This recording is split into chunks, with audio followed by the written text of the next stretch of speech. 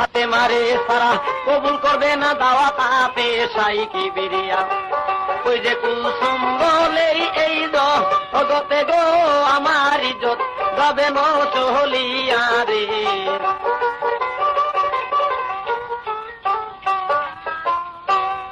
কুলসুম বলতেছে এখনই আমার মান ইজ্জত চলে যাবে, কারণ নোংরা পোশাক পরে আমার বাড়িতে এসে লোকজন জিজ্ঞাসা করবে তোমার কি হয়, বলে আমার বোন, তখন আমার আর মান ইজ্জত থাকবে না।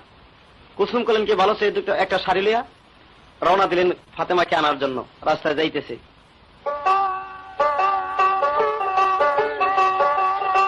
এদিকে মা জননী আন্দরেই বসিয়া, ইমাম দুইজন খেলার জন্য দিয়েছে পাঠাইয়া।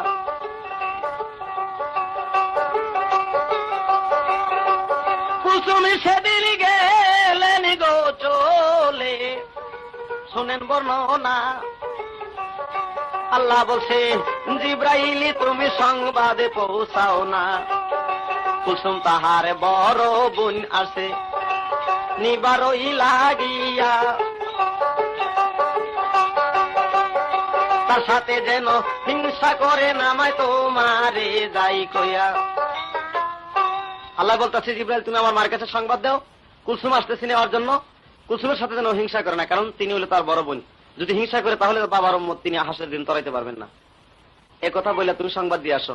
মায়ের কানে কানে সংবাদ দিয়ে আসলো কুলসুম তোমাকে নেওয়ার জন্য আসতেছে, তুমি যেন তার সাথে হিংসা করো না, তাহলে তোমার বাবার উম্মত তুমি তরাইতে পারবে না হাসরের বেলায়। কুলসুম যে যখন যে পৌঁছিলেন, যা দেখে ফাতেমা আন্দরে বসে যার যার হয়ে কাঁদতেছে, দুই নয়নের জলে বুক বসাই দিতেছে।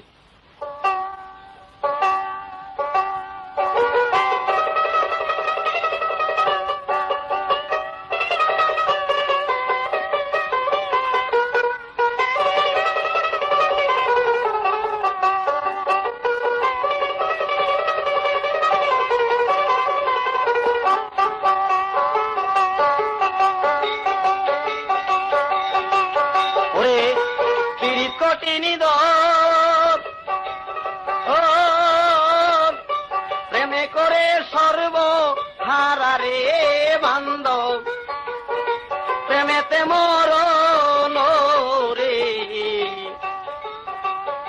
প্রীতি চলেই জানে রে।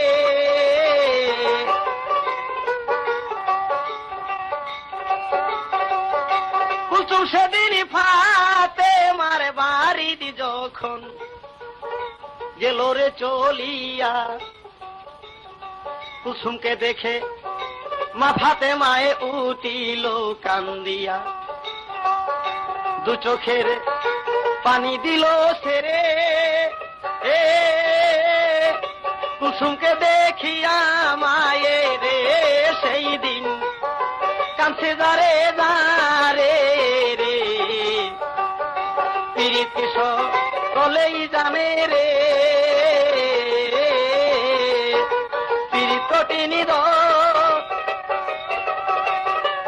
প্রেমেই করে সর্বহারা রে বান্ধব, প্রেমেতে মরণ রে।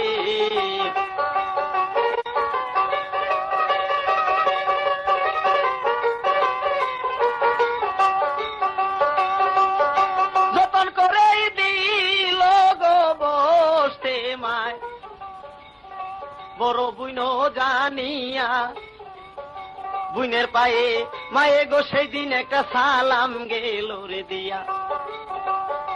কুলসুম বলে বুন গো শিগির ইমাম দুইজন আনো ডাকিয়া, তুমি ছাড়া আমার ইজ্জতে আজকে যাইতেছে সহলিয়া। মায়ে কানছে ইজাদারে হইয়া, কেন আমায় দিলি না দাওয়াত রে আজকে নিজের বোন হইয়া রে, প্রীতি চলেই জানে রে, প্রীতি কঠিনী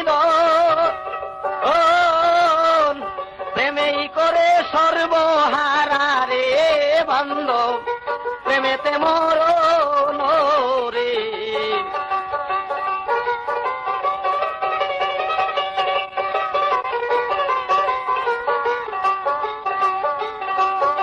কুলসুম বলে শিগির গো ইমাম দুইজন আনো সে ডাকিয়া, এত দেরি হয় না।